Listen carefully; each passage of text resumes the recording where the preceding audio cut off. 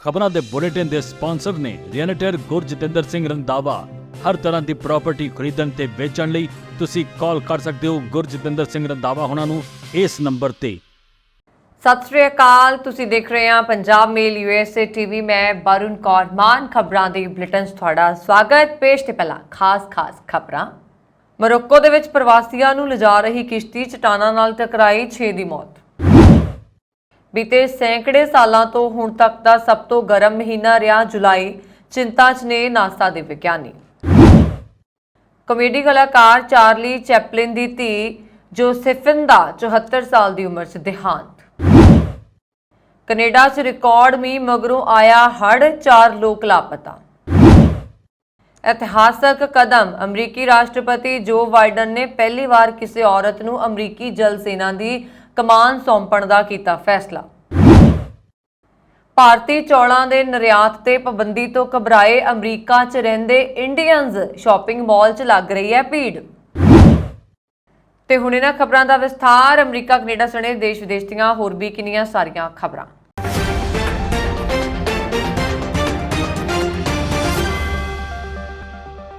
Morocco दे विच प्रवासियां नूं लैके जा रही एक किश्ती चट्टानां नाल टकराउण कारण हादसाग्रस्त हो गई, जिस नाल 6 लोगों की मौत हो गई। एक न्यूज़ एजेंसी ने शनिवार नूं स्थानक अधिकारियों के हवाले नाल यह जानकारी दी है। रिपोर्ट दे विच कहा गया है कि यह घटना कथित तौर ते खराब मौसम, उच्चियां लहरां अते तस्करां दीआं असफल चालां कारण वापरी है। इस हादसे दे विच करीब 48 लोग बाल-बाल बच गए ने। घटना की सूचना मिलते ही स्थानक प्रशासन अते एमरजेंसी सेवावां मौके ते पहुंच गईयां अते बचे लोकां नूं तुरंत बाहर कढ के हॉस्पिटल लिजाया गया। इस तो इलावा मृतकां दीआं लाशां नूं बाहर कढिया गया। किश्ती दे मलबे की जांच जारी है। इस साल गर्मी ने कई रिकॉर्ड तोड़ दिते ने। वधदे तापमान कारण हर किसी नूं काफ़ी मुश्किल का सामना करना पै रहा। इस दौरान नासा के एक विग्यानी ने जुलाई नूं लैके चेतावनी जारी की है। इस दे नाल ही उन्होंने बदलते मौसम नूं लैके अपनी चिंता भी जाहिर की है। दरअसल नासा के जलवायु विग्यानी गैवन ने दावा किया है कि जुलाई का महीना पिछले सैकड़े जां हज़ारां सालां विच सब तो गर्म रहा है। नासा के विग्यानियों ने यूरोपीयन यूनीयन अते यूनीवर्सिटीज़ ऑफ मेन के जमीनी अते सैटेलाइट डाटा का विश्लेषण करके यह दावा किया। नासा के माहिरां के मुताबिक पूरी दुनिया च बेमिसाल बदलाव हो रहे हैं। अमरीका, यूरोप अते चीन विच गर्म हवावां नित रिकॉर्ड तोड़ रही ने। विग्यानियों ने कहा कि बदलते मौसम के लिए इकल्ले एल नीनो नूं जिम्मेवार ठहराया जा सकता है। एल नीनो मौसम के पैटर्नां दे विच मामूली भूमिका निभा रहा है। इसका मुख्य कारण वातावरण दे विच ग्रीन हाउस गैसां दा लगातार निकलना अते इन्हां विच कमी ना होना है। इस सब दे विचकार समिट दा यह भी मनना है कि एल नीनो प्रभाव भी एक कारण है जिस कारण तापमान वध रहा है। चिंता जाहिर करते हुए नासा के माहिरां ने कहा कि हुण जो कुछ हो रहा उस नाल संभावना बढ़ गई है कि 2023 सब तो गर्म साल होने का नवा रिकॉर्ड कायम करेगा। इस तो पहला भी कई विज्ञानी दावा कर चुके हैं कि 2023 सब तो गर्म साल होने की 80% संभावना है। हालांकि हुण तक अंकड़ियां के आधार पर किसी ने इसकी पुष्टि नहीं की है। इन्ना ही नहीं, जलवायु विज्ञानी गैवन स्मिथ ने दावा किया है कि मेरे अंदाजे मुताबिक 2024 होर भी गर्म साल होएगा क्योंकि एल नीनो का प्रभाव अजे भी वध रहा है अते इस साल के अंत तक यह अपने सिखर ते होएगा। तुहानूं दस दईए कि नासा के माहिरां दी यह चेतावनी उदों आई है जदों दुनिया वधदे तापमान दे नाल जूझ रही है। दुनिया भर विच विलखण कॉमेडी कलाकार चार्ली चैपलिन की धी अते अदाकारा जिहड़ी है चैपलिन उसका 74 साल की उम्र विच देहांत हो गया है। उन्हां दी मौत 13 जुलाई नूं पेरिस दे विच होई। 28 मार्च 1949 नूं सेंटा मोनिका कैलीफोर्निया च पैदा हुई जोसेफिन चार्ली चैपलिन अते उन्हां ओ नील दे जन्मे 8 बच्चों चों तीजे नंबर ते सी। उसने अपने करियर की शुरुआत छोटी उम्र च अपने पिता की 1952 की फिल्म लाइमलाइट तो की। उन्हां दे परिवार विच 3 पुत्र चार्ली, आर्थर अते जूलियन रॉनेट ने। ਕੈਨੇਡਾ ਵਿੱਚ ਪਿਛਲੇ 2 ਦਿਨਾਂ ਤੋਂ ਰਿਕਾਰਡ ਮੀਂਹ ਕਾਰਨ ਨੋਵਾ ਸਕੋਸ਼ੀਆ ਦੇ ਐਟਲਾਂਟਿਕ ਤੱਟੀ ਸੂਬੇ ਦੇ ਵੱਡੇ ਹਿੱਸਿਆਂ 'ਚ ਅਚਾਨਕ ਹੜ੍ਹ ਆ ਗਿਆ, ਜਿਸ ਨਾਲ ਕਈ ਸੜਕਾਂ ਪਾਣੀ ਨਾਲ ਭਰ ਗਈਆਂ ਅਤੇ ਖੇਤਰ ਦੀ ਬਿਜਲੀ ਸਪਲਾਈ ਠੱਪ ਹੋ ਗਈ। ਹੜ੍ਹਾਂ 'ਚ 4 ਲੋਕਾਂ ਦੇ ਲਾਪਤਾ ਹੋਣ ਅਤੇ ਕਈ ਵਾਹਨਾਂ ਦੇ ਡੁੱਬ ਜਾਣ ਦੀ ਖਬਰ ਹੈ। ਰਾਇਲ ਕੈਨੇਡੀਅਨ ਮਾਊਂਟਡ ਪੁਲਿਸ ਦੀ ਬੁਲਾਰਨ ਨੇ ਕਿਹਾ ਹੈ ਕਿ ਹੈਲੀਫੈਕਸ ਦੇ ਉੱਤਰ ਵਿੱਚ ਵੈਸਟ ਹੈਂਡਸ ਵਿੱਚ 2 ਵਾਹਨ ਡੁੱਬਣ ਕਾਰਨ 2 ਬਾਲਗ ਅਤੇ 2 ਬੱਚੇ ਸ਼ਨੀਵਾਰ ਸਵੇਰ ਤੋਂ ਲਾਪਤਾ ਨੇ। ਬੀਅਰਸ ਨੇ ਦੱਸਿਆ ਕਿ ਹੜ੍ਹ ਦੇ ਪਾਣੀ 'ਚ ਡੁੱਬੇ ਕਾਰ ਵਿੱਚ ਸਵਾਰ 2 ਬੱਚੇ ਲਾਪਤਾ ਹੋ ਗਏ, ਜਦਕਿ 3 ਹੋਰ ਸੁਰੱਖਿਅਤ ਬਾਹਰ ਨਿਕਲ ਗਏ। ਬੁਲਾਰਨ ਦੇ ਅਨੁਸਾਰ ਇੱਕ ਹੋਰ ਘਟਨਾ ਵਿੱਚ 2 ਵਿਅਕਤੀ ਕਾਰ ਪਲਟਣ ਤੋਂ ਬਾਅਦ ਲਾਪਤਾ ਨੇ, ਜਦੋਂ ਕਿ ਵਾਹਨ ਵਿੱਚ ਸਵਾਰ 2 ਹੋਰ ਵਿਅਕਤੀਆਂ ਨੂੰ ਬਚਾ ਲਿਆ ਗਿਆ। ਉਹਨਾਂ ਨੇ ਕਿਹਾ ਕਿ ਪੁਲਿਸ ਲਾਪਤਾ ਵਿਅਕਤੀਆਂ ਦੀ ਭਾਲ ਕਰ ਰਹੀ ਹੈ। ਸ਼ੁੱਕਰਵਾਰ ਦੁਪਹਿਰ ਨੂੰ ਹੈਲੀਫੈਕਸ ਵਿੱਚ ਭਾਰੀ ਮੀਂਹ ਸ਼ੁਰੂ ਹੋ ਗਿਆ। ਸ਼ਹਿਰ ਦੇ ਕੁਝ ਹਿੱਸਿਆਂ ਵਿੱਚ 200 ਮਿਲੀਮੀਟਰ ਤੋਂ ਵੱਧ ਮੀਂਹ ਪਿਆ, ਜਦਕਿ ਜੁਲਾਈ ਵਿੱਚ ਆਮ ਤੌਰ ਤੇ 90 ਤੋਂ 100 ਮਿਲੀਮੀਟਰ ਮੀਂਹ ਪੈਂਦਾ ਹੈ। ਐਨਵਾਇਰਨਮੈਂਟ ਕੈਨੇਡਾ ਨੇ ਸ਼ਨੀਵਾਰ ਦੇ ਰਡਾਰ ਦੇ ਅਨੁਮਾਨ ਦੇ ਆਧਾਰ ਤੇ ਕਿਹਾ ਕਿ ਅਗਲੇ 24 ਘੰਟਿਆਂ 'ਚ ਕੁਝ ਇਲਾਕਿਆਂ 'ਚ 300 ਮਿਲੀਮੀਟਰ ਤੋਂ ਜ਼ਿਆਦਾ ਮੀਂਹ ਪੈ ਸਕਦਾ ਹੈ। ਅਮਰੀਕੀ ਰਾਸ਼ਟਰਪਤੀ ਜੋ ਬਾਈਡਨ ਨੇ ਪਹਿਲੀ ਵਾਰ ਕਿਸੇ ਔਰਤ ਨੂੰ ਜਲ ਸੈਨਾ ਦੀ ਕਮਾਨ ਸੌਂਪਣ ਦਾ ਫੈਸਲਾ ਕਰਦੇ ਹੋਏ ਐਡਮਿਰਲ ਲੀਜ਼ਾ ਫਰੈਂਚੈਂਟੀ ਨੂੰ ਇਸ ਅਹੁਦੇ ਲਈ ਚੁਣਿਆ। ਇਹ ਇੱਕ ਇਤਿਹਾਸਕ ਨਿਯੁਕਤੀ ਹੈ ਜੋ ਅਮਰੀਕੀ ਜਲ ਸੈਨਾ ਦੇ ਇਤਿਹਾਸ ਵਿੱਚ ਇਹ ਅਹੁਦੇ ਨੂੰ ਸੰਭਾਲਣ ਵਾਲੀ ਪਹਿਲੀ ਔਰਤ ਅਤੇ ਜੁਆਇੰਟ ਚੀਫ ਆਫ ਸਟਾਫ ਵਿੱਚ ਪਹਿਲੀ ਮਹਿਲਾ ਹੋਏਗੀ। ਲੀਜ਼ਾ ਫਰੈਂਚੈਂਟੀ ਦੱਖਣੀ ਕੋਰੀਆ 'ਚ ਅਮਰੀਕਾ ਦੀ 6ਵੀਂ ਫਲੀਟ ਅਤੇ ਯੂਐਸ ਨੇਵਲ ਫੋਰਸਿਸ ਦੀ ਸਾਬਕਾ ਮੁਖੀ ਹੈ। ਉਹ 에ਅਰਕ੍ਰਾਫਟ ਕਰੀਅਰ ਸਟ੍ਰਾਈਕ ਕਮਾਂਡਰ ਵਜੋਂ ਵੀ ਕੰਮ ਕਰ ਚੁੱਕੀ ਹੈ। ਕਈ ਅਮਰੀਕੀ ਅਧਿਕਾਰੀਆਂ ਨੇ ਪਿਛਲੇ ਮਹੀਨੇ ਕਿਹਾ ਸੀਗਾ ਕਿ ਰੱਖਿਆ ਮੰਤਰੀ ਲਾਇਡ ਆਸਟਨ ਨੇ ਬਾਈਡਨ ਨੂੰ ਜਲ ਸੈਨਾ ਦੇ ਪੈਸੀਫਿਕ ਫਲੀਟ ਦੇ ਮੌਜੂਦਾ ਕਮਾਂਡਰ ਐਡਮਿਰਲ ਸੈਮੂਅਲ ਪਾਪਰੋ ਨੂੰ ਇਸ ਅਹੁਦੇ ਲਈ ਚੁਣਨ ਦੀ ਸਿਫਾਰਿਸ਼ ਕੀਤੀ, ਪਰ ਬਾਈਡਨ ਨੇ ਪਾਪਰੋ ਨੂੰ ਅਮਰੀਕਾ ਦੀ ਇੰਡੋ ਪੈਸੀਫਿਕ ਕਮਾਂਡ ਦੀ ਅਗਵਾਈ ਕਰਨ ਲਈ ਨਾਮਜ਼ਦ ਕਰ ਦਿੱਤਾ। ਪ੍ਰਸ਼ਾਸਨ ਦੇ ਅਧਿਕਾਰੀ ਨੇ ਕਿਹਾ ਕਿ ਬਾਈਡਨ ਨੇ ਫਰੈਂਚੈਂਟੀ ਦੇ ਸਮੁੰਦਰ ਅਤੇ ਤੱਟ ਦੇ ਤਜਰਬੇ ਦੇ ਵਿਆਪਕ ਦਾਇਰੇ ਦੇ ਆਧਾਰ ਤੇ ਉਹਨਾਂ ਨੇ ਚੁਣਿਆ ਹੈ।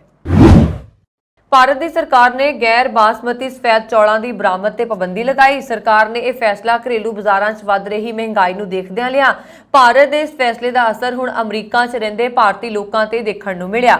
ਅਮਰੀਕਾ ਵਿੱਚ ਬਾਸਮਤੀ ਚੌਲਾਂ ਤੇ ਪਾਬੰਦੀ ਲਗਾ ਦਿੱਤੀ ਗਈ ਹੈ, ਜਿਸ ਤੋਂ ਬਾਅਦ ਲੋਕਾਂ ਨੇ ਮਾਲ ਵਿੱਚ ਜਾ ਕੇ ਚਾਵਲਾਂ ਨੂੰ ਇਕੱਠਾ ਕਰਨਾ ਸ਼ੁਰੂ ਕਰ ਦਿੱਤਾ। ਮੰਨਿਆ ਜਾ ਰਿਹਾ ਕਿ ਭਾਰਤ ਸਰਕਾਰ ਨੇ ਇਹ ਫੈਸਲਾ ਰੂਸ ਨਾਲ ਕਾਲੇ ਸਾਗਰ ਅਨਾਜ ਸੌਦੇ ਨੂੰ ਰੱਦ ਕੀਤੇ ਜਾਣ ਕਾਰਨ ਲਿਆ। ਦੱਸ ਦਈਏ ਕਿ ਅਮਰੀਕਾ ਵਿੱਚ ਚਾਵਲਾਂ ਤੇ ਪਾਬੰਦੀ ਲੱਗਣ ਤੋਂ ਬਾਅਦ ਕਈ ਤਰ੍ਹਾਂ ਦੀਆਂ ਵੀਡੀਓਜ਼ ਸਾਹਮਣੇ ਆ ਰਹੀਆਂ ਨੇ, ਜਿਨ੍ਹਾਂ 'ਚ ਸਾਫ਼ ਤੌਰ ਤੇ ਦਿਖਾਈ ਦੇ ਰਿਹਾ ਕਿ ਸ਼ਾਪਿੰਗ ਮਾਲ ਵਿੱਚ ਭਾਰਤੀ ਲੋਕਾਂ ਵੱਲੋਂ ਚੌਲਾਂ ਦੀ ਲੁੱਟ ਕੀਤੀ ਗਈ ਹੈ। ਲੋਕ ਕੰਮ ਤੋਂ ਛੁੱਟੀ ਲੈ ਕੇ ਦੁਕਾਨਾਂ ਵੱਲ ਭੱਜ ਰਹੇ ਨੇ। ਭਾਰਤੀ ਲੋਕ ਚੌਲਾਂ ਦੀਆਂ ਕਈ ਬੋਰੀਆਂ ਖਰੀਦ ਕੇ ਘਰ ਲੈ ਕੇ ਜਾ ਰਹੇ ਨੇ। ਲੋਕਾਂ ਨੂੰ ਡਰ ਹੈ ਕਿ ਭਾਰਤ ਤੋਂ ਬਰਾਮਦ ਬੰਦ ਹੋਣ ਤੋਂ ਬਾਅਦ ਚੌਲਾਂ ਦੀ ਕਮੀ ਹੋ ਸਕਦੀ ਹੈ। ਇਸ ਡਰ ਕਾਰਨ ਪੂਰੇ ਅਮਰੀਕਾ 'ਚ ਲੋਕ ਵੱਡੀ ਮਾਤਰਾ 'ਚ ਚਾਵਲਾਂ ਦੀ ਖਰੀਦਦਾਰੀ ਕਰਦੇ ਕਈ ਜਗ੍ਹਾ ਨਜ਼ਰ ਆਏ ਨੇ। ਭਾਰਤ ਵੱਲੋਂ ਗੈਰ ਬਾਸਮਤੀ ਚੌਲਾਂ ਦੇ ਨਿਰਯਾਤ ਤੇ ਪਾਬੰਦੀ ਲਗਾਉਣ ਤੋਂ ਬਾਅਦ ਅਮਰੀਕਾ ਵਿੱਚ ਸਟੋਰਾਂ 'ਚ ਬਾਸਮਤੀ ਦੀਆਂ ਕੀਮਤਾਂ ਦੁੱਗਣੀਆਂ ਹੋ ਗਈਆਂ ਨੇ। ਪਾਬੰਦੀ ਲਗਾਉਣ ਤੋਂ ਬਾਅਦ ਭਾਰਤ ਦਾ ਕਰੀਬ 80% ਚੌਲਾਂ ਦਾ ਨਿਰਯਾਤ ਪ੍ਰਭਾਵਿਤ ਹੋ ਸਕਦਾ ਹੈ। ਭਾਰਤ ਦੇ ਅੰਦਰ ਚੌਲਾਂ ਦੀਆਂ ਕੀਮਤਾਂ ਘੱਟ ਹੋ ਸਕਦੀਆਂ ਨੇ, ਪਰ ਦੁਨੀਆ ਭਰ ਦੀਆਂ ਕੀਮਤਾਂ ਤੇ ਨਕਾਰਾਤਮਕ ਪ੍ਰਭਾਵ ਪੈਣ ਦੀ ਸੰਭਾਵਨਾ ਹੈ। ਕੁਝ ਦਿਨ ਪਹਿਲਾਂ ਖਬਰ ਆਈ ਸੀ ਕਿ ਭਾਰਤ ਦੇ ਮੁੱਖ ਚੌਲ ਉਤਪਾਦਕ ਖੇਤਰਾਂ 'ਚ ਘੱਟ ਬਾਰਿਸ਼ ਕਾਰਨ ਪਿਛਲੇ 10 ਦਿਨਾਂ ਵਿੱਚ ਕੀਮਤਾਂ 'ਚ 20% ਤੱਕ ਦਾ ਵਾਧਾ ਹੋਇਆ ਹੈ। ਇਸ ਕਾਰਨ ਅਮਰੀਕਾ 'ਚ ਇਸ ਹਫ਼ਤੇ ਚੌਲਾਂ ਦੀਆਂ ਕੀਮਤਾਂ ਇੱਕ ਦਹਾਕੇ ਬਾਅਦ ਸਭ ਤੋਂ ਜ਼ਿਆਦਾ ਹੋ ਗਈਆਂ ਨੇ। ਐਮਾਜ਼ਨ, ਗੂਗਲ, ਮੈਟਾ, ਮਾਈਕਰੋਸਾਫਟ ਅਤੇ ਆਰਟੀਫੀਸ਼ੀਅਲ ਇੰਟੈਲੀਜੈਂਸ ਟੈਕਨੋਲੋਜੀ ਦੇ ਵਿਕਾਸ ਦੀ ਅਗਵਾਈ ਕਰਨ ਵਾਲੀਆਂ ਹੋਰ ਕੰਪਨੀਆਂ ਨੇ ਰਾਸ਼ਟਰਪਤੀ ਜੋ ਬਾਈਡਨ ਦੇ ਪ੍ਰਸ਼ਾਸਨ ਵੱਲੋਂ ਸਮਰਥਨ ਪ੍ਰਾਪਤ AI ਸੁਰੱਖਿਆ ਉਪਾਅ ਅਪਣਾਉਣ ਦੇ ਲਈ ਸਹਿਮਤੀ ਦਿੱਤੀ ਹੈ। ਵਾਈਟ ਹਾਊਸ ਨੇ ਸ਼ੁੱਕਰਵਾਰ ਨੂੰ ਕਿਹਾ ਕਿ ਉਹਨਾਂ ਨੇ 7 ਅਮਰੀਕੀ ਕੰਪਨੀਆਂ ਤੋਂ ਸਵੈ ਇੱਛਤ ਭਰੋਸਾ ਪ੍ਰਾਪਤ ਕੀਤਾ, ਜਿਸ ਦਾ ਮੰਤਵ ਇਹ ਯਕੀਨੀ ਬਣਾਉਣਾ ਹੈ ਕਿ ਉਹਨਾਂ ਦੇ AI ਉਤਪਾਦ ਪੇਸ਼ ਕੀਤੇ ਜਾਣ ਤੋਂ ਪਹਿਲਾਂ ਪੂਰੀ ਤਰ੍ਹਾਂ ਸੁਰੱਖਿਅਤ ਨੇ। ਹਾਲਾਂਕਿ ਇਹ ਵੇਰਵਾ ਨਹੀਂ ਦਿੱਤਾ ਗਿਆ ਕਿ ਟੈਕਨੋਲੋਜੀ ਦਾ ਆਡਿਟ ਕੌਣ ਕਰੇਗਾ ਜਾਂ ਕੰਪਨੀਆਂ ਨੂੰ ਜਵਾਬਦੇਹ ਠਹਿਰਾਏਗਾ। AI ਟੂਲਸ ਦੇ ਵਿੱਚ ਵਪਾਰਕ ਨਿਵੇਸ਼ ਦੇ ਵਾਧੇ ਨੂੰ ਲੈ ਕੇ ਧੋਖਾ ਦੇਣ ਅਤੇ ਗਲਤ ਜਾਣਕਾਰੀ ਫੈਲਾਉਣ ਦੀ ਸੰਭਾਵਨਾ ਦੇ ਨਾਲ-ਨਾਲ ਹੋਰ ਖਤਰਿਆਂ ਬਾਰੇ ਚਿੰਤਾਵਾਂ ਵੱਧ ਗਈਆਂ ਨੇ, ਕਿਉਂਕਿ AI ਟੂਲ ਮਨੁੱਖ ਵਾਂਗ ਲਿਖ ਸਕਦੇ ਨੇ ਅਤੇ ਨਵੀਆਂ ਤਸਵੀਰਾਂ ਬਣਾ ਸਕਦੇ ਨੇ। ਇਟਲੀ ਪੁਲਿਸ ਨੇ ਸਮੁੰਦਰ ਦੇ ਵਿੱਚ ਤੈਰ ਰਹੀ 5300 ਕਿਲੋ ਕੋਕੀਨ ਜ਼ਬਤ ਕੀਤੀ। ਸਿਸਲੀ ਸਿਟੀ ਪੁਲਿਸ ਨੇ ਸ਼ੁੱਕਰਵਾਰ ਨੂੰ ਇਹ ਜਾਣਕਾਰੀ ਦਿੱਤੀ। ਕੋਕੀਨ ਦੀ ਕੀਮਤ ਕਰੀਬ 7000 ਕਰੋੜ ਰੁਪਏ ਦੱਸੀ ਗਈ ਹੈ। ਖਬਰਾਂ ਦੇ ਮੁਤਾਬਕ ਪੁਲਿਸ ਨੂੰ ਸੂਚਨਾ ਮਿਲੀ ਸੀਗੀ ਕਿ ਦੱਖਣੀ ਅਮਰੀਕਾ ਤੋਂ ਇੱਕ ਜਹਾਜ਼ ਵਿੱਚ ਕੋਕੀਨ ਭੇਜੀ ਜਾ ਰਹੀ ਹੈ। ਉਦੋਂ ਤੋਂ ਹੀ ਇਟਲੀ ਦੇ ਕੋਸਟ ਗਾਰਡ ਉੱਥੇ ਆਉਣ ਵਾਲੇ ਜਹਾਜ਼ਾਂ ਤੇ ਨਜ਼ਰ ਰੱਖ ਰਹੇ ਸਨ। ਪੁਲਿਸ ਤੋਂ ਬਚਣ ਦੇ ਲਈ ਤਸਕਰਾਂ ਨੇ ਕੋਕੀਨ ਦੇ ਪੈਕੇਟ ਸਮੁੰਦਰ ਵਿੱਚ ਸੁੱਟ ਦਿੱਤੇ। ਇਸ ਤੋਂ ਬਾਅਦ ਇਟਲੀ ਵਿੱਚ ਡਰੱਗ ਮਾਫੀਆ ਕੋਕੀਨ ਨੂੰ ਮੱਛੀ ਫੜਨ ਵਾਲੀ ਕਿਸ਼ਤੀ ਵਿੱਚ ਪਾ ਕੇ ਲਿਜਾ ਰਿਹਾ ਸੀ। ਇਸ ਦੌਰਾਨ ਇਟਲੀ ਦੇ ਸਰਵੇਲਾਂਸ 에ਅਰਕ੍ਰਾਫਟ ਦੀ ਨਜ਼ਰ ਇਹਨਾਂ ਤਸਕਰਾਂ ਤੇ ਪਈ। ਤਸਕਰਾਂ ਨੂੰ ਨਸ਼ੀਲੇ ਪਦਾਰਥ ਲੈ ਕੇ ਜਾਂਦੇ ਦੇਖ ਕੇ ਕੋਸਟ ਗਾਰਡ ਨੇ ਜਹਾਜ਼ ਨੇ ਸਿਸਲੀ ਪੁਲਿਸ ਨੂੰ ਸੂਚਿਤ ਕੀਤਾ। ਪੁਲਿਸ ਨੇ ਮੌਕੇ ਤੇ ਪਹੁੰਚ ਕੇ 2 ਟਿਊਨੀਸ਼ੀਅਨ, ਇੱਕ ਇਟਾਲੀਅਨ, ਇੱਕ ਅਲਬਾਨੀਅਨ ਅਤੇ ਇੱਕ ਫਰਾਂਸੀਸੀ ਤਸਕਰ ਨੂੰ ਗ੍ਰਿਫਤਾਰ ਕੀਤਾ। ਇਨ੍ਹਾਂ ਵਿਅਕਤੀਆਂ ਤੋਂ ਪੁੱਛਗਿੱਛ ਕਰਨ ਤੋਂ ਬਾਅਦ ਕੋਕੀਨ ਇਟਲੀ ਭੇਜਣ ਵਾਲੇ ਸਮਗਲਰਾਂ ਬਾਰੇ ਪਤਾ ਲਗਾਇਆ ਜਾ ਰਿਹਾ ਹੈ। ਇਸ ਦੇ ਨਾਲ ਹੀ ਪੁਲਿਸ ਵੱਲੋਂ ਸਮੇਂ ਸਿਰ ਕੀਤੀ ਕਾਰਵਾਈ ਦੀ ਸਿਸਲੀ ਨੇ ਪ੍ਰਧਾਨ ਰਿਨਾਟੋ ਸ਼ਿਫਾਨੀ ਨੇ ਸ਼ਲਾਘਾ ਕੀਤੀ ਹੈ। ਉਹਨਾਂ ਨੇ ਕਿਹਾ ਕਿ ਨਸ਼ਾ ਸਾਡੇ ਦੇਸ਼ ਲਈ ਵੱਡੀ ਸਮੱਸਿਆ ਹੈ। ਕੁਝ ਬੇਸ਼ਰਮ ਲੋਕਾਂ ਨੇ ਪਰਿਵਾਰਾਂ ਅਤੇ ਲੋਕਾਂ ਨੂੰ ਖਤਰੇ 'ਚ ਪਾਉਣ ਦੇ ਲਈ ਇਸ ਦੇ ਬੀਜ ਬੀਜੇ ਨੇ। ਇਸ ਤੋਂ ਪਹਿਲਾਂ ਅਪ੍ਰੈਲ ਮਹੀਨੇ 'ਚ ਵੀ ਇਟਲੀ ਦੇ ਕੋਸਟ ਗਾਰਡ ਨੇ ਸਮੁੰਦਰ ਵਿੱਚ ਤੈਰਦੇ ਨਸ਼ੇ ਨੂੰ ਕਾਬੂ ਕੀਤਾ ਸੀ। ਇਟਲੀ ਦੇ ਸਮੁੰਦਰੀ ਨਿਗਰਾਨੀ ਹਵਾਈ ਜਹਾਜ਼ ਨੇ ਸਿਸਲੀ ਤੱਟ ਤੇ 2000 ਕਿਲੋਗ੍ਰਾਮ ਕੋਕੀਨ ਨੂੰ ਤੈਰਦੇ ਹੋਏ ਦੇਖਿਆ, ਜਿਸ ਤੋਂ ਬਾਅਦ ਪੁਲਿਸ ਨੂੰ ਸੂਚਿਤ ਕੀਤਾ ਗਿਆ।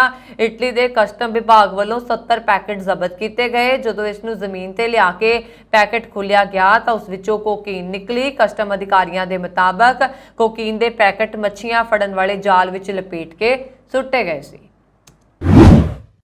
ਚਾਈਨਾ ਨੇ ਸ਼ਕਤੀ ਪ੍ਰਦਰਸ਼ਨ ਕਰਦਿਆਂ ਤਾਇਵਾਨ ਵੱਲ ਕਈ ਲੜਾਕੂ ਜਹਾਜ਼ ਭੇਜ ਦਿੱਤੇ। ਜ਼ਿਕਰਯੋਗ ਹੈ ਕਿ ਤਾਇਵਾਨ ਆਉਣ ਵਾਲੇ ਦਿਨਾਂ 'ਚ ਜੰਗੀ ਅਭਿਆਸ ਦੀ ਤਿਆਰੀ ਕਰ ਰਿਹਾ ਹੈ। ਇਹ ਅਭਿਆਸ ਟਾਪੂ ਮੁਲਕ ਵੱਲੋਂ ਆਪਣੇ ਰਾਖੀ ਖਾਤਰ ਕੀਤਾ ਜਾ ਰਿਹਾ ਤੇ ਕਿਸੇ ਵੀ ਤਰ੍ਹਾਂ ਦੀ ਘੁਸਪੈਠ ਨੂੰ ਰੋਕਣ ਵੱਲ ਸੇਧਿਤ ਹੈ। ਵੇਰਵਿਆਂ ਦੇ ਮੁਤਾਬਕ ਚਾਈਨਾ ਦੀ ਸੈਨਾ ਨੇ 37 ਜਹਾਜ਼ ਜਿਹੜੇ ਨੇ ਹਵਾਈ ਜਹਾਜ਼ ਤੇ 7 ਸਮੁੰਦਰੀ ਜਹਾਜ਼ ਤਾਇਵਾਨ ਵੱਲ ਭੇਜੇ ਨੇ। ਇਹਨਾਂ ਵਿੱਚ J-10 ਅਤੇ J-16 ਲੜਾਕੂ ਜਹਾਜ਼, H-6 ਬੰਬਾਰ ਤੇ 22 ਹੋਰ ਜਹਾਜ਼ ਸ਼ਾਮਲ ਸਨ। ਇਹਨਾਂ ਤਾਇਵਾਨ ਦੇ ਸਮੁੰਦਰੀ ਖੇਤਰਾਂ ਨੂੰ ਪਾਰ ਕੀਤਾ ਹੈ। ਇਸ ਤੋਂ ਇਲਾਵਾ ਪਹਿਲਾਂ ਵੀ ਚੀਨ ਕਈ ਵਾਰ ਆਪਣੇ ਜੰਗੀ ਜਹਾਜ਼ਾਂ ਨੂੰ ਤਾਇਵਾਨ ਦੇ ਇਲਾਕਿਆਂ 'ਚ ਭੇਜ ਚੁੱਕਾ ਹੈ। ਕਈ ਅਮਰੀਕੀ ਆਗੂਆਂ ਦੇ ਤਾਇਵਾਨ ਦੌਰੇ ਦੌਰਾਨ ਵੀ ਚੀਨ ਨੇ ਸ਼ਕਤੀ ਪ੍ਰਦਰਸ਼ਨ ਕੀਤਾ ਸੀ।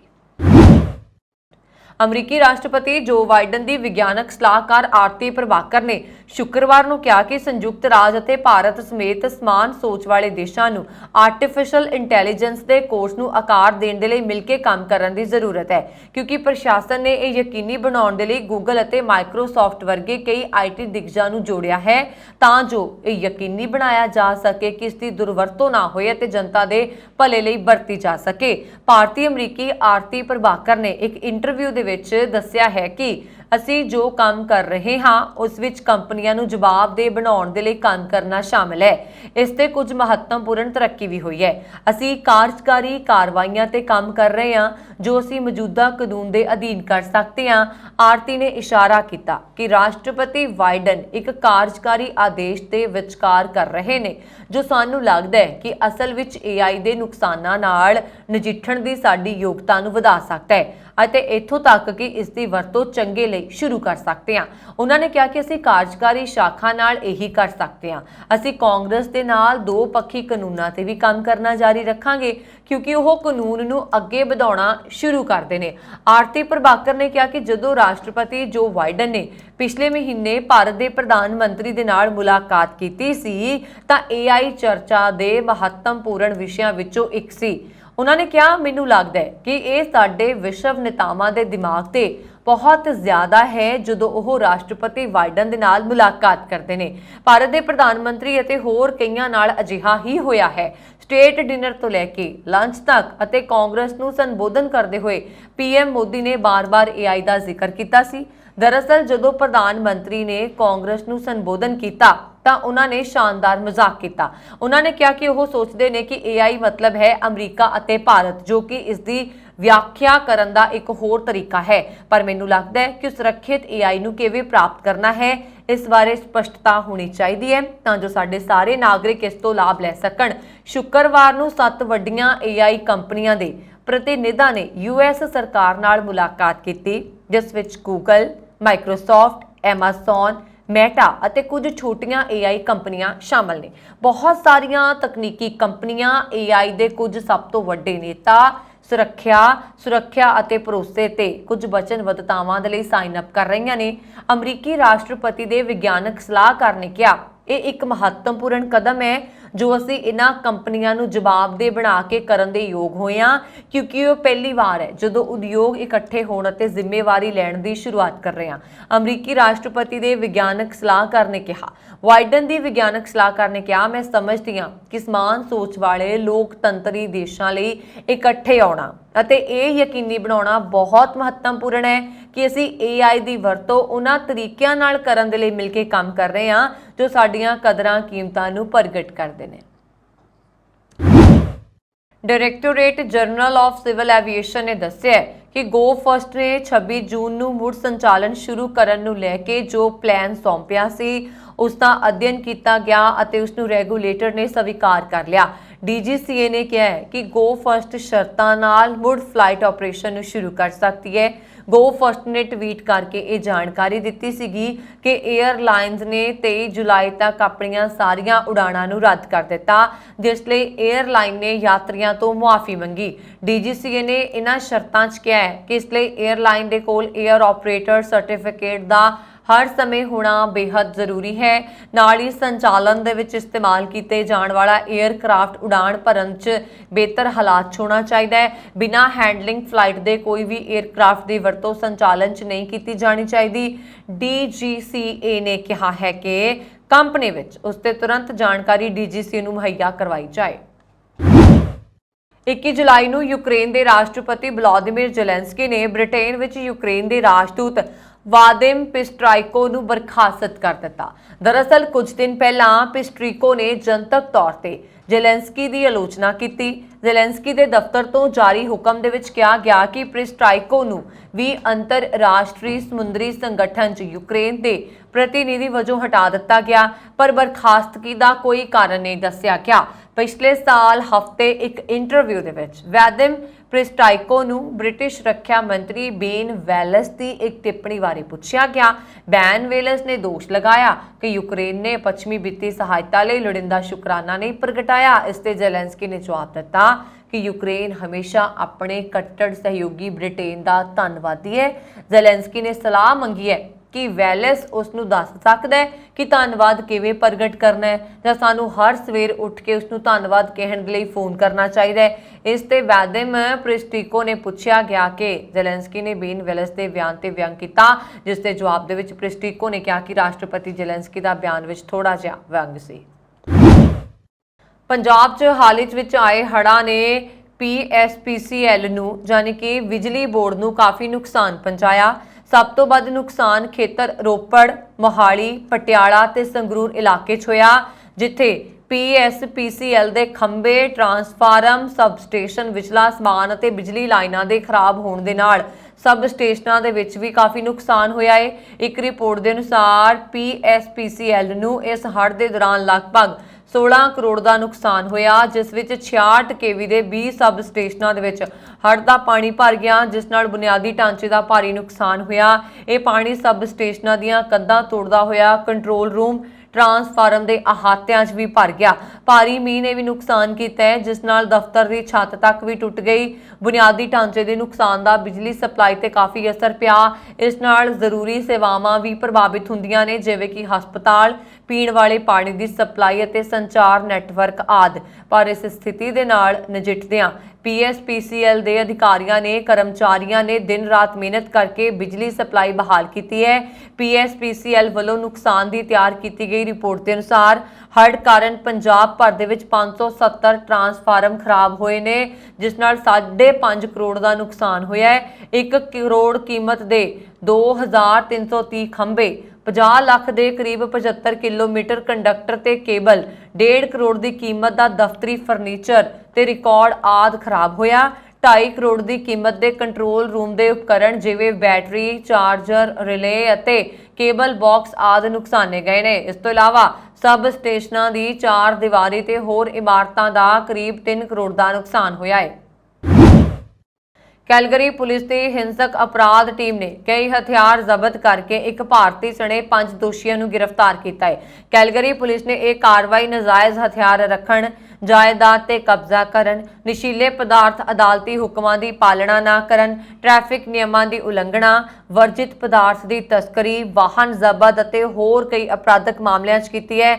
गिरफ्तार नौजवान की पछाण 26 साला खतरीत, 18 साला हरलीफ चीमा, 29 साला बायन, 22 साला एथन और 18 साला गोनर टूट वजों हुई है। पुलिस ने दस्सिया कि इन्हां मुलजमां नूं 8 अगस्त नूं अदालत विच पेश किया जाएगा। दिल्ली की एक अदालत ने 1984 के सिख विरोधी दंगियां दौरान पुल वंश हत्या कांड नाल संबंधित एक मामले दे विच मुलजम कांग्रेस नेता जगदीश टाइटलर की आवाज़ के नमूने संबंधी फोरेंसिक नतीजे पेश करने लई सीबीआई नूं 5 दिन का समा दिता है। अदालत ने कहा कि 26 जुलाई नूं इस मामले विच टाइटलर खिलाफ दायर चार्जशीट ते अगली सुनवाई बारे फैसला किया जाएगा। हासिल जानकारी के मुताबिक एडिशनल चीफ मैट्रोपॉलिटन मैजिस्ट्रेट विधि गुप्ता आनंद ने मामले विच टाइटलर खिलाफ दायर चार्जशीट ते अगली कार्रवाई संबंधी फैसला 26 जुलाई तक टाल दिता। जजां दे केंद्री जांच ब्यूरो दे ਇਹ ਕਹਿਣ ਮਗਰੋਂ आदेश जारी किया है कि फोरेंसिक साइंस लैबोरेटरी के नतीजे की अजे उड़ीक है। जज ने 21 जुलाई ਨੂੰ जारी किए हुक्मां दे विच कहा आईओ का कहना है कि FSL नतीजों की हाले उड़ीक की जा रही है। इन्हां हालातां विच मामले की सुनवाई मुलतवी कर दी गई। FSL संबंधी नतीजे प्राप्त करन, पहलुआं ते विचकार करन, अगे की कार्रवाई लई तारीख 26 जुलाई तय की है। सीबीआई ने 20 मई ਨੂੰ इस मामले ਦੇ ਵਿੱਚ टाइटलर खिलाफ दोष पत्र दाखिल ਕੀਤਾ ਸੀ। पिछले कई दिनों तो दक्षिणी कोरिया 'ਚ भारी मीह ने तबाही मचाई हुई है। मीह कारण इत्थे हुण तक 47 लोगों की मौत हो चुकी है। ਜ਼ੋਨ ਹਾਪ ਨਿਊਜ਼ ਏਜੰਸੀ ਨੇ ਫਾਇਰ ਅਧਿਕਾਰੀਆਂ ਦੇ ਹਵਾਲੇ ਨਾਲ ਕਿਹਾ ਕਿ ਸ਼ਨੀਵਾਰ ਨੂੰ ਬਚਾਅ ਕਰਮਚਾਰੀਆਂ ਨੂੰ ਇੱਕ ਹੋਰ ਵਿਅਕਤੀ ਦੀ ਲਾਸ਼ ਮਿਲੀ ਜੋ ਹਾਲ ਹੀ 'ਚ ਪਏ ਭਾਰੀ ਮੀਂਹ 'ਚ ਰੁੜ ਗਿਆ ਸੀ। ਰਿਪੋਰਟਾਂ ਦੇ ਮੁਤਾਬਕ ਸਿਓਲ ਤੋਂ 161 ਕਿਲੋਮੀਟਰ ਦੱਖਣ ਪੂਰਬ ਦੇ ਵਿੱਚ ਜਿਉਂ 'ਚ ਸ਼ਨੀਵਾਰ ਨੂੰ 60 ਸਾਲਾ ਵਿਅਕਤੀ ਦੀ ਲਾਸ਼ ਮਿਲੀ। ਉੱਥੇ ਹੀ ਭਾਰੀ ਮੀਂਹ ਕਾਰਨ ਜ਼ਮੀਨ ਖਿਸਕਣ ਅਤੇ ਹੜ੍ਹਾਂ ਕਾਰਨ 3 ਲੋਕਾਂ ਦਾ ਅਜੇ ਤੱਕ ਪਤਾ ਨਹੀਂ ਲੱਗ ਸਕਿਆ। ਜ਼ਿਕਰਯੋਗ ਹੈ ਕਿ ਪਿਛਲੇ ਹਫ਼ਤੇ ਦੀ ਸ਼ੁਰੂਆਤ ਤੋਂ ਹੀ ਦੱਖਣੀ ਕੋਰੀਆ 'ਚ ਬਾਰਿਸ਼ ਨੇ ਤਬਾਹੀ ਮਚਾਈ ਹੋਈ ਹੈ, जिस कारण आम लोगों का जनजीवन काफ़ी प्रभावित होया है।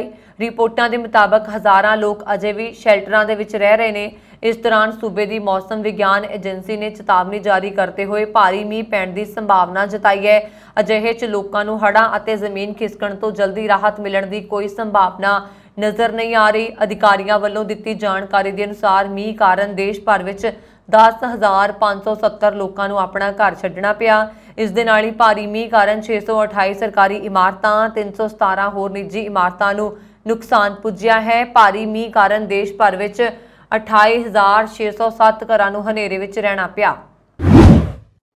एमेजॉन ने ऐलान किया है कि वह उपग्रह राहीं लोगों तक इंटरनेट पहुँचाउण दे लई ਉਹ ਆਪਣੇ प्रोजेक्ट कुइपर सैटेलाइट ਲਈ अमरीका 'ਚ $120 मिलियन ਦਾ कारखाना बना रहा है। इसका उद्देश्य एलन मस्क वालों चलाए गए स्पेसएक्स स्टारलिंक नाल मुकाबला करना है। कंपनी ने कहा कि प्रोजेक्ट कुइपर अपने पूरे सैटेलाइट समूह ਨੂੰ तैनात करने की दिशा 'ਚ एक कदम अगे वध रहा है।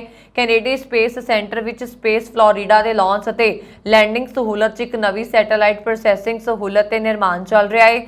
सहूलत की वरतों लॉन्च तो पहला जैफ बेजोस ਤੇ ब्लू ओरिजन ਅਤੇ यूनाइटेड लॉन्च अलायंस ਦੇ ਰੌਕੇਟਾਂ ਨਾਲ ਕੁਈਪਰ ਉਪਗ੍ਰਹਿ ਨੂੰ ਤਿਆਰ ਕਰਨ ਅਤੇ ਏਕੀਕ੍ਰਿਤ ਕਰਨ ਲਈ ਕੀਤੀ ਜਾਏਗੀ। ਕੁਈਪਰ ਪ੍ਰੋਡਕਸ਼ਨ ਆਪਰੇਸ਼ਨਸ ਦੇ ਉਪ ਪ੍ਰਧਾਨ ਸਟੀਵ ਨੇ ਕਿਹਾ, ਸਾਡੇ ਕੋਲ ਅਗਲੇ ਸਾਲ ਪ੍ਰੋਜੈਕਟ ਕੁਈਪਰ ਦੇ ਪੂਰੇ ਪੈਮਾਨੇ ਤੇ ਉਤਪਾਦਨ ਲਾਂਚ ਅਤੇ ਸ਼ੁਰੂਆਤੀ ਗਾਹਕ ਪਰਖ ਸ਼ੁਰੂ ਕਰਨ ਦੀਆਂ ਯੋਜਨਾਵਾਂ ਨੇ ਅਤੇ ਇਹ ਨਵੀਂ ਸਹੂਲਤ ਸਾਨੂੰ ਉਸ ਸਮਾਂ ਸੀਮਾ 'ਚ ਮਦਦ ਕਰਨ 'ਚ ਮੁੱਖ ਭੂਮਿਕਾ ਨਿਭਾਏਗੀ। दिल्ली अंतरराष्ट्रीय हवाई अड्डे ते कस्टम अधिकारियों ने शुक्रवार ਨੂੰ ताजिकिस्तान ਦੇ 3 नागरिकों तो 10 करोड़ रुपए की सब तो वड्डी विदेशी करंसी जिहड़ी है जब्त की है। एक अधिकारित बयान के अनुसार मुलजमां ਨੂੰ कस्टम अधिकारियों ने उदों रोकिया जदों ਉਹ इस्तांबुल ਲਈ फ्लाइट फड़न ਦੇ ਲਈ जा रहे सी। कस्टम विभाग के वालों जारी बयान दे विच कहा गया कि यात्रियों के समान की नज़दीकी जांच और निजी तलाशी लैण ते उन्हां दे कोलों 10 करोड़ 6,78,410 रुपए के बराबर विदेशी करंसी बरामद की गई। कस्टम विभाग ने दस्सिया कि विदेशी करंसी जब्त कर ली गई है और मामले की अगलेरी जांच की जा रही है। 21 जुलाई ਨੂੰ नवी दिल्ली के इंदिरा गांधी अंतरराष्ट्रीय हवाई अड्डे के टर्मिनल 3 ਤੇ कस्टम अधिकारियों ने ताजिकिस्तान के 3 नागरिकों वालों ਭਾਰਤ ਦੇ ਕਿਸੇ ਵੀ ਹਵਾਈ ਅੱਡੇ ਰਾਹੀਂ ਵਿਦੇਸ਼ੀ ਕਰੰਸੀ ਦੀ ਤਸਕਰੀ ਦੇ ਸਭ ਤੋਂ ਵੱਡੇ ਮਾਮਲੇ ਦਾ ਪਰਦਾਫਾਸ਼ ਕੀਤਾ ਹੈ। ਕਸਟਮ ਵਿਭਾਗ ਨੇ ਦੱਸਿਆ ਕਿ ਤਿੰਨਾਂ ਮੁਲਜ਼ਮਾਂ ਦੇ ਵਿੱਚ ਇੱਕ ਨਾਬਾਲਗ ਵੀ ਸ਼ਾਮਲ ਹੈ। ਉਹਨਾਂ ਨੇ ਦੱਸਿਆ ਕਿ ਸਮਾਨ ਵਿੱਚ ਰੱਖੀ ਜੁੱਤੀ ਦੇ ਅੰਦਰ ਵਿਦੇਸ਼ੀ ਕਰੰਸੀ ਛੁਪਾ ਦਿੱਤੀ ਗਈ। ਦਿੱਲੀ ਦਾ ਇੰਦਰਾ ਗਾਂਧੀ ਅੰਤਰਰਾਸ਼ਟਰੀ ਹਵਾਈ ਅੱਡਾ ਦੁਨੀਆ ਦੇ ਸਭ ਤੋਂ ਵਿਅਸਤ ਹਵਾਈ ਅੱਡਿਆਂ ਤੋਂ 9ਵੇਂ ਨੰਬਰ ਤੇ ਆਉਂਦਾ ਹੈ। ਏਅਰਪੋਰਟ ਕੌਂਸਲ ਇੰਟਰਨੈਸ਼ਨਲ ਦੇ ਅੰਕੜਿਆਂ ਦੇ ਅਨੁਸਾਰ ਇਸ ਸਮੇਂ ਦੌਰਾਨ ਹਵਾਈ ਅੱਡੇ ਨੇ 5.94 ਕਰੋੜ ਤੋਂ ਵੱਧ ਯਾਤਰੀਆਂ ਨੂੰ ਸੰਭਾਲਿਆ। ਦਿੱਲੀ ਅੰਤਰਰਾਸ਼ਟਰੀ ਹਵਾਈ ਅੱਡਾ ਦੱਖਣ ਅਤੇ ਦੱਖਣ ਪੂਰਬੀ ਏਸ਼ੀਆ ਦਾ ਇਕਲੌਤਾ ਹਵਾਈ ਅੱਡਾ ਹੈ ਜੋ ਚੋਟੀ ਦੇ 10 ਸਭ ਤੋਂ ਵਿਅਸਤ ਹਵਾਈ ਅੱਡਿਆਂ 'ਚ ਸ਼ਾਮਲ ਹੈ। ਦਿੱਲੀ ਏਅਰਪੋਰਟ ਨੇ 2019 'ਚ 17ਵੇਂ ਅਤੇ 2021 ਵਿੱਚ 13ਵੇਂ ਸਥਾਨ ਤੇ ਆਪਣੀ ਰੈਂਕਿੰਗ ਵਿੱਚ ਸੁਧਾਰ ਕੀਤਾ ਹੈ। ਹਾਰਟਸਫੀਲਡ ਜੈਕਸਨ ਅਟਲਾਂਟਾ ਅੰਤਰਰਾਸ਼ਟਰੀ ਹਵਾਈ ਅੱਡਾ 2022 ਵਿੱਚ ਦੁਨੀਆ ਦੇ 10 ਸਭ ਤੋਂ ਵਿਅਸਤ ਹਵਾਈ ਅੱਡਿਆਂ 'ਚ ਸਿਖਰ ਤੇ ਹੈ। ਇਹ ਸਨ ਹੁਣ ਤੱਕ ਦੀਆਂ ਖਬਰਾਂ। ਮੈਨੂੰ ਵਰੁਣ ਕੌਰ ਮਾਨ ਨੂੰ ਦਿਓ ਆਗਿਆ ਤੇ ਹੋਰ ਖਬਰਾਂ ਦੇ ਲਈ ਸਾਡਾ YouTube ਚੈਨਲ ਪੰਜਾਬ ਮੇਲ USA TV ਜ਼ਰੂਰ ਸਬਸਕ੍ਰਾਈਬ ਕਰੋ ਜੀ। ਸ਼ੁਕਰੀਆ। ਸਤਿ ਸ਼੍ਰੀ ਅਕਾਲ।